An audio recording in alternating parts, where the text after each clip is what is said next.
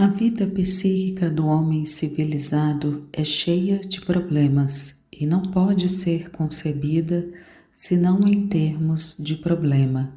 Grande parte de nossos processos psíquicos são constituídos de reflexões, dúvidas, experimentos, coisas que a psique instintiva e inconsciente do homem primitivo desconhece quase inteiramente. É ao crescimento da consciência que devemos a existência de problemas. Eles são o presente grego da civilização. É o afastamento do homem em relação aos instintos e sua oposição a eles que cria a consciência.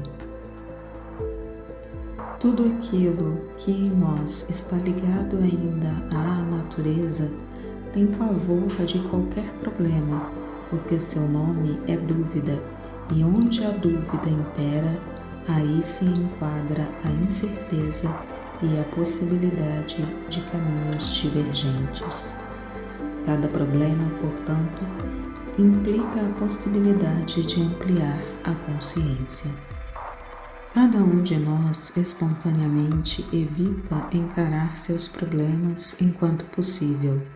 Não se deve mencioná-los, ou melhor ainda, nega-se sua existência. Queremos que nossa vida seja simples, segura e tranquila, e por isso os problemas são tabu. Queremos certezas e não queremos dúvidas. Queremos resultados e não experimentos, sem entretanto nos darmos conta de que as certezas só podem surgir através da dúvida e os resultados através do experimento. Assim, a negação artificial dos problemas não gera a convicção. Pelo contrário, para obtermos certeza e claridade, precisamos de uma consciência mais ampla e superior. No estágio infantil da consciência ainda não há problemas. Nada depende do sujeito, porque a própria criança ainda depende inteiramente dos pais. É como se não tivesse nascido ainda inteiramente, mas se achasse mergulhada na atmosfera dos pais. O nascimento psíquico e com ele a diferenciação consciente em relação aos pais só ocorrem na puberdade, com a irrupção da sexualidade. A mudança fisiológica é acompanhada também de uma revolução espiritual, isto é, as várias manifestações corporais acentuam de tal maneira o eu que este frequentemente se impõe desmedidamente. Daí o nome que se dá a esta fase, os anos difíceis da adolescência. Aqui abordamos o nosso verdadeiro tema, o problema das etapas da vida humana. Trataremos primeiramente dos problemas do período da juventude. Esse estágio vai aproximadamente dos anos que se seguem imediatamente à puberdade até o meio da vida, que se situa entre os 35 e os 40 anos.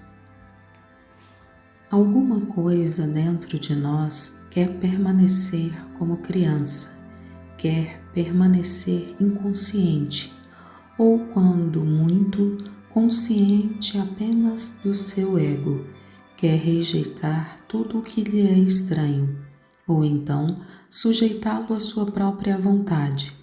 Não quer fazer nada ou no máximo satisfazer sua ânsia de prazer ou de domínio. Quem se protege contra o que é novo e estranho e regride ao passado está na mesma situação neurótica daquele que se identifica com o novo e foge do passado. A única diferença é que um se alheia do passado e o outro do futuro. Em princípio, os dois fazem a mesma coisa, mantêm a própria consciência dentro de seus estreitos limites, em vez de fazê-la explodir na tensão dos opostos e construir um estado de consciência mais ampla e mais elevada. Os grandes problemas da vida nunca são resolvidos de maneira definitiva e total, e mesmo que aparentemente o tenham sido, tal fato acarreta sempre uma perda. Parece-me que a significação e a finalidade de um problema não estão na sua solução, mas no fato de trabalharmos incessantemente sobre ele. As estatísticas nos mostram que as depressões mentais nos homens são mais frequentes por volta dos 40 anos. Nas mulheres, as dificuldades neuróticas começam geralmente um pouco mais cedo. Observamos que nesta fase, precisamente entre os 35 e os 40 anos, prepara-se uma mudança muito importante, inicialmente modesta e despercebida. São antes indícios indiretos de mudanças que parecem começar no inconsciente. Todos os distúrbios neuróticos bastante frequentes da idade adulta têm em comum o fato de quererem prolongar a psicologia da fase juvenil para além do limiar da chamada idade do siso. Talvez isto seja no fundo o medo da morte? Parece-me pouco provável, porque a morte geralmente ainda está muito longe e por isto é um tanto abstrata. A experiência nos mostra, pelo contrário, que a causa fundamental de todas as dificuldades desta fase de transição é uma mudança singular que se processa nas profundezas da alma. Para caracterizá-la, eu gostaria de tomar como termo de comparação o curso diário do Sol. Suponhamos um Sol dotado de sentimentos humanos e de uma consciência humana relativa ao momento presente. De manhã, o Sol se eleva do mar noturno do inconsciente e olha para a vastidão do mundo colorido que se torna tanto mais amplo quanto mais alto ele ascende no firmamento. O Sol descobrirá sua significação nessa extensão cada vez maior de seu campo de ação produzida pela ascensão e se dará conta de que seu objetivo supremo está em alcançar a maior altura possível e, consequentemente, a mais ampla disseminação possível de suas bênçãos sobre a terra. Apoiado nessa convicção, ele se encaminha para o zénite imprevisto. Imprevisto porque sua existência individual e única é incapaz de prever o seu ponto culminante. Precisamente ao meio-dia, o Sol começa a declinar, e esse declínio significa uma inversão de todos os valores e ideias cultivados durante a manhã. O Sol torna-se então contraditório consigo mesmo. É como se recolhesse dentro de si seus próprios raios em vez de emiti-los. A luz e o calor diminuem e, por fim, se extinguem.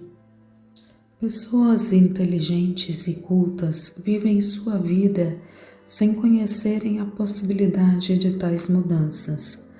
Entram inteiramente despreparadas na segunda metade de suas vidas. Ou existe, porventura, universidades que preparem essas pessoas para a sua vida futura e para suas exigências, da mesma forma como há universidades que introduzem os jovens no conhecimento do mundo e da vida?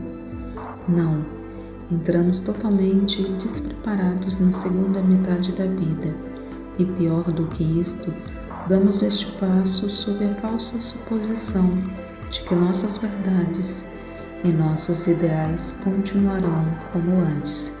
Não podemos viver a tarde de nossa vida segundo o programa da manhã, porque aquilo que era muito na manhã será pouco na tarde, e o que era verdadeiro na manhã será falso no entardecer.